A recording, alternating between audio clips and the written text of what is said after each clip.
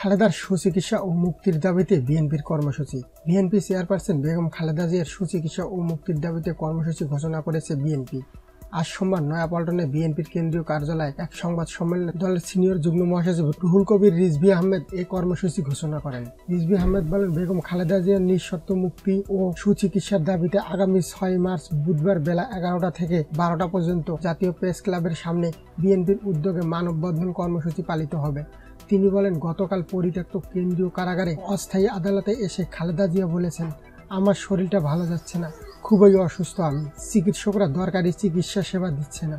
রিজভী বলেন, দেশবাসীর প্রাণপ্রিয় নেত্রী নিজের মুখে এই প্রথম এমন ভয়াবহ অসুস্থতার কথা বললেন। তার স্বাস্থ্যের চরম ক্রম অবনতিতে দেশবাসীর মতো আমরাও উদ্বিগ্ন। এক পয়সাও হেরফের না হলেও 2 কোটি টাকার সাজানো মিথ্যা মামলায় 1 বছরেরও বেশি সময় ধরে কারাগারে বন্দী রেখে আর কত প্রতিহিংসার জ্বালা মেটানো হবে। তিনি বলেন, আমরা প্রতিদিন নানাভাবে আহ্বান এবং দাবি করে আসছি, দেশনেত্রী বেগম খালেদা জিয়াকে তার পছন্দ মতো বিশেষায়িত হাসপাতালে সুচিকিৎসার ব্যবস্থা করুন, তাকে জামিনে মুক্তি দিন। তাকে জেলে নেওয়ার পর থেকে তিনি প্রচন্ড অসুস্থ। দেশবাসী জানেন তিনি হাঁটতে পারছেন না, পা ফুলে গেছে, হাত অবশ, পুরনো রোগগুলো বেড়ে গেছে, চোখেও প্রচন্ড ব্যথা। নির্যাতন সহ্য করতে গিয়ে তার আগের অসুস্থতা এখন আরো গুরুতর রূপ ধারণ করেছে। সার্ভাইকাল স্পন্ডিলোসের জন্য কাঁধে প্রচন্ড ব্যথা, হিপ জয়েন্টেও ব্যথার মাত্রা প্রচন্ড, ঝুঁকিপূর্ণ শরীর। প্রতি মুহূর্তে আমরা তাকে নিয়ে আশঙ্কায় থাকি।